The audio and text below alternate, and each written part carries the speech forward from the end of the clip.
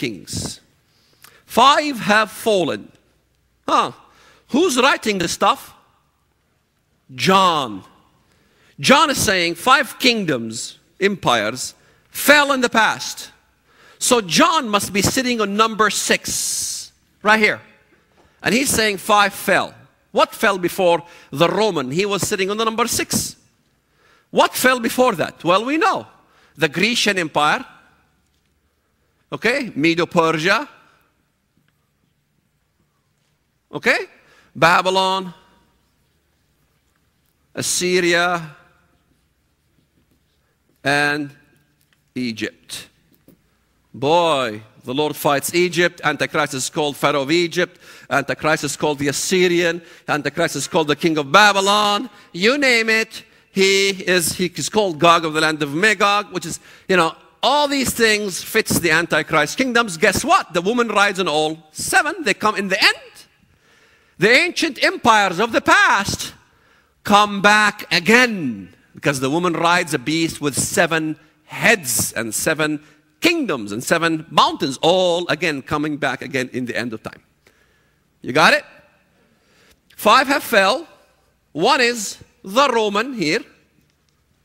And the other has not yet come. Number 7. The 7th one, he's saying, has not came yet. Okay? Okay, what hasn't came yet? What nation came after the Roman Empire? The Roman Empire ceased to exist in the West. I explained that. Continued to exist in Byzantium, in Turkey. And when Muhammad II took over, it was the Muslim Empire. That was number 7, Ottoman Muslim. The Muslim Empire, number 7. Remember, this had a horn. When this kingdom failed, number 1, when number 2 failed, it took this horn from this one. Plucked this horn. This guy plucked this horn. This guy plucked, Number 5 had, guess what? It had 4 horns. The Grecian Empire was broken into 4. Ptolemy, Seleucid, the stuff. And then came the Roman, took away from the Grecian 1 horn, okay? Then came the Islamic in Turkey and took away the mantle from the Roman. The Roman Empire ceased to exist. Read Gibbons and the Fall of Rome. Tons of reading stuff material if you want to recognize that Roman Empire did fall. Because the Western paradigm insists that the Roman Empire never fell. Why? Because it won't fit the theory. The Roman Empire must have continued to exist. So you have this 1 horn here. Count them up. 1, 2, 3, 4, 5, 6, 7, 8, 9, 10. 10 horns. In sequence, it's giving you the sequence of the kingdoms. So he's saying, watch out for number 7 here. That's the one you need to watch out from. Why? Look at the text what it says. The beast that was and is not hasn't came yet. It's a previous empire, either the Grecian or the Assyrian, but it hasn't risen yet. It's going to rise as the 7th one. Also himself is the what? In verse 11? The 8th, and is one of the 7. Hello? He is the 8th. He comes back the same one again. In other words, it's a revival of an Islamic empire. Fractured. Different fractured. Not a whole. Okay? You're not convinced? Then you must go and tell me how Christ crushes the statue altogether. If you're not convinced, then you need to answer me why in Revelation 13 the body is a body of a leopard, the Greco. It's a Greco-Romano empire. Even the beast has nails of bronze, teeth of iron and nails of bronze. Nails are fingers. There's not only toes, there's also fingers. Did you know that? It has nails of bronze. Bronze has always been Greco. In fact, if you don't believe me, there's a chapter in the Bible that rarely ever is addressed. I love those ones that are rare, like a rare coin. In Zechariah chapter 9, verse 13. Look what it says.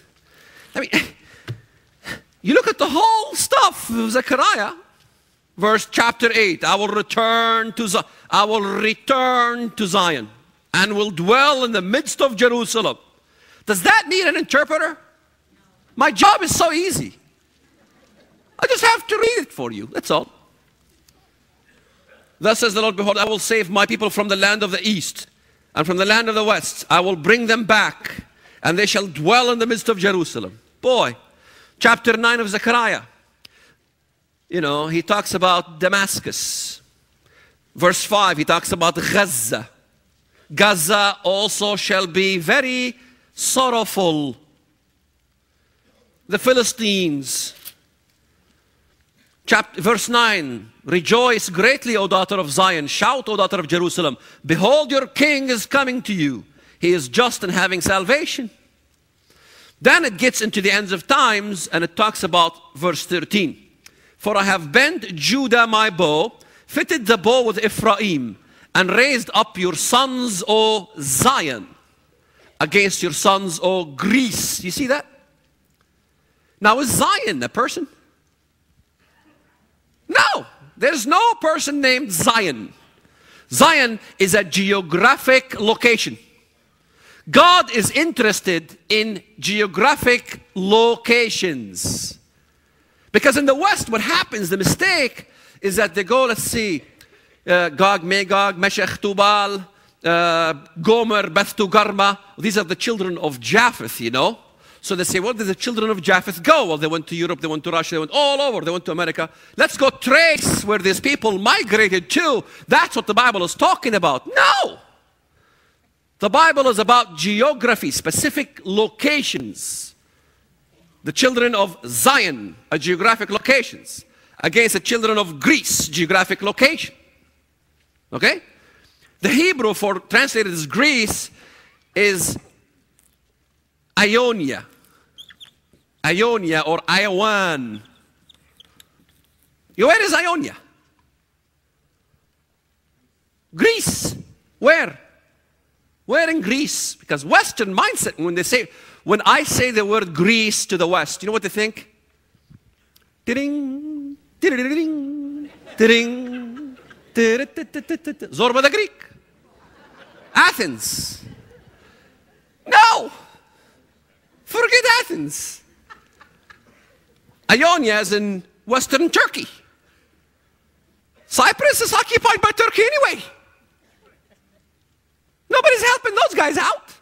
America wants to help the Palestinian PLO terrorists and forget the real friends and the Christians. They don't want to help the Lebanese Christians. They want to help the bad guys. Wisdom of American government? War on terror, my foot. There is no war and terror. It's all politics, you know? It's all a game. Israel has to pay always. They have to pay. Why? Why does Israel have to pay? Do you ever think about it? Just as Christ. They have to parallel Christ in everything. They have to suffer. He suffered the same ways. Naked, naked. Hungry, hungry. All these things. And look what it says. Look what it says. Verse 14. If you don't believe me, this is about the coming of Christ fighting that region of the north in Turkey. Verse 14. Then the Lord will be seen over them. Wow. I have bent Judah my bow, fitted the bow with Ephraim, a war, and raised up your sons, O Zion, against your sons, O Greece. Then his arrows, then the Lord will be seen. The Lord will be seen over them. What part of the Lord be seen do you not get? Christ is there on earth.